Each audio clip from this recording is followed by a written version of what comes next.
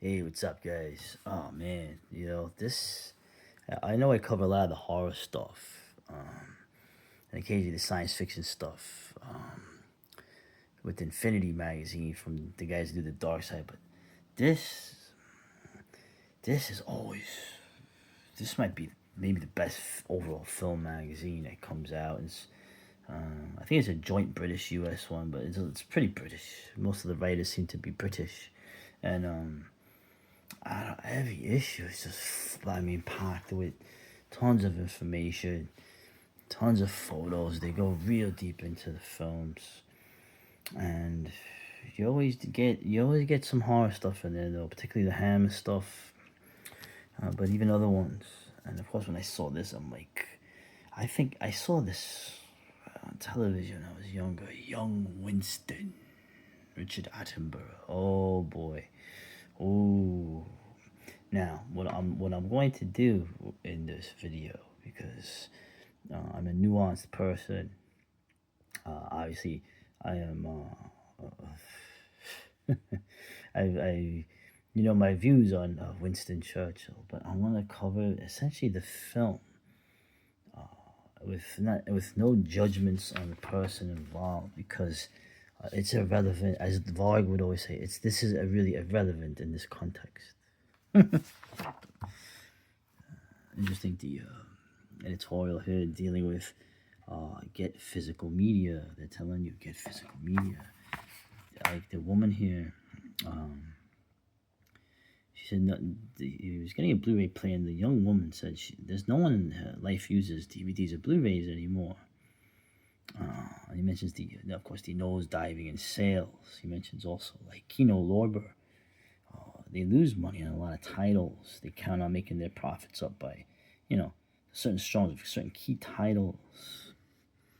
But this is one of the things where it's like, you shake your head at this. But we're dealing with the masses. Let's be honest. Lee had to point out to her friend at the post office that many of the movies she had loaded into her favorites on streaming devices were only there temporarily because they are under license from the studios. This came as a shock to her. She thought that so long as she kept her subscription current, they would be hers forever. It's a common misconception, and he's not even getting into like the editing and the annotations that are very popular, the warnings. Yeah, also the people that passed away. They always do that. I'm a sucker. I'm a sentimental sucker. When I used to have AMC, no, when I used to have Turner Classic Movies at the end of every year, they would always have like the very sad, poignant, film people in films, actors, and also people behind the scenes who passed away. And with that, even now, when I do see it, there's always a couple that get through that I didn't know died. Where I'm like, when did they die? 40,000 men and women every day, right? That's from. Interesting to go through this. This guy likes to go through these genres of cinema, of course, going into the Asian films. Pretty, Bruce Lee, Jackie Chan, pretty, John Woo, pretty mainstream. No mention of Shaw Brothers films or Golden Harvest, or what have you. Of course, the Japanese, and of course they go, oh no, you can't, no, you can't do memes for that. You're gonna get Miyazaki angry at you, Miyazaki-san. Oh, and they mentioned also remember the J horror time. Remember that time in the 2000s? Where the Japanese films, man, they were the horror films, but also some of the crazy stuff. Ichi the Killer, Versus, Battle Royal, right? The Battle Royal films. And this person realizes was Battle Royal inspiration from the Hunger Games or the Squid Game television series. I remember I used to not, when Battle Royale 2 came out, I didn't like it. Now I fucking love it. So this Mexican cinema, of course, Guillermo del Toro. I just remember the Dog Me 95. Remember this? This was crazy. I remember reading about this in the book on videography, Laws von Trier, right? Dog Me declared, right? It was kind of, these guys were taking the piss. They really were. I gotta say, Dog Me 95, the manifesto declared decadent filmmakers fool audiences. The movement tended to make movies that were not illusions, right? So they had very specific rules. Some people probably remember this. Shooting must be done on location, no sets, props. Sound must never be produced apart from images. No music can be used, right? Unless it's diegetic. I don't even know what that means. I guess it's if it's in being played in the movie itself. Cameras must be handheld, okay? It was shot on digital camcorders, pretty much. Mini DV. Films must always be in color, and special lighting is unacceptable, right? Because the black and white, you can cheat a little bit because it looks a little more like old films, right? Optical working filters are forbidden. Films can't contain superficial action that you can't really do, like kill someone. Okay, so you can punch somebody, though. You could really do that. Films must take place in the here and now. Genre films are a no-no. Oh, you bastards. Of course, I tried the genre films. And the funny thing was, most of these movies, I saw 2 of them. They were pretty terrible, actually. But they were shot on mini DV camcorders that you would get in Walmart or something. But you had to transfer the film to Academy 35mm. So you had this really weird looking thing where you're shooting on consumer level video, and it's being transferred to like 35mm film. So yeah, Julian Donkey Boy, like the idiots. It is interesting. Yeah. The movie predictably didn't last long. I think it was kind of like, what can you say? Very interesting director, though, is one try. Yeah. So I'm gonna go through everything, I want to make one vid, but this is an interesting thing. This Maroon, I barely remember this. Just look at the actors, man. Gene Hackman, Richard Crenna, James Franciscus, David Jansen, right? The freaking Fugitive. It's very interesting that the film was made around the time of. I'm not even gonna get into the. It was very technical. They had NASA, obviously working with them. You can argue about certain things with that, and essentially there's no music score to it. So, and the fact that it, you always wonder how much of this is Fed stuff, right? They didn't even care. The United States had placed man on the moon the previous year, right? Oh, did they? Yeah, people are gonna disparaging will be huge when people hear that. It's like we're beyond whether we landed on the moon or not. It's almost irrelevant. Okay, even if you did, it doesn't matter. We really didn't. Do you know what I mean, guys? If you know what I mean by that. So, this was cool. I didn't know. This is something I knew nothing about. Technicolor, right? The idea, of course, Technicolor, right? So I hate Technicolor, grumbled Sylvia Plath. Oh, of course. This is interesting how a special camera to do the Technicolor process. It was 3 rolls of film rolled simultaneously, right? 3 different strips of film. Right? A prism would split the light beam direct a specific primary color to each of the strips. Then the processing was known as the dye transfer imbibation, which committed these 3 strips to produce the final release prints on 1 strip. The Technicolor system was cumbersome and expensive.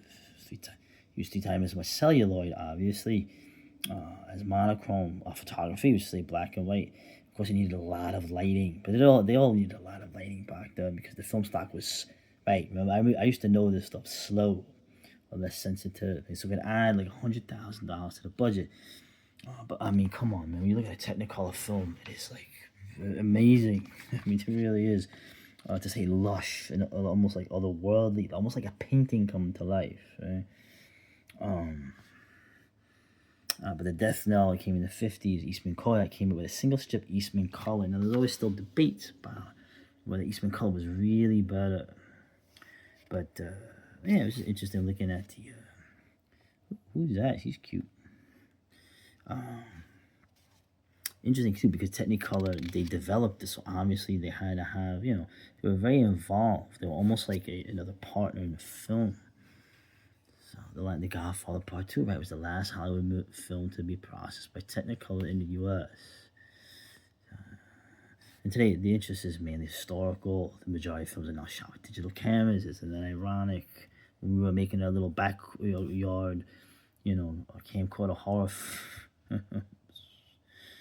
So, John Borman. Unless a new pictures actually made a film, it should not be called a film. It should be called a movie. Interesting. Spielberg and Nolan still cling to celluloid, as does Robert Eggers. Very interesting. And, okay, so we'll get to the main thing here, like young Winston. Interesting from Simon Ward. You remember Simon Ward, right? He was the main. He was I guess the hero, if you could say that, in Evil of Frankenstein, right? The asylum doctor who's blackmailed by Frankenstein. He was also in the Dan Curtis Dracula, which is still very underrated with Jack Palance. Also Aces High. Remember Aces High was crazy with this dude, Malcolm McDowell, but this was young Winston. And it's interesting looking at the there he is. Okay, like I said, I'm not gonna say a word about Churchill in that regard. What I think of things, right? In terms of the film, it's just interesting. Going at it. Right. What is this? The project had stalled.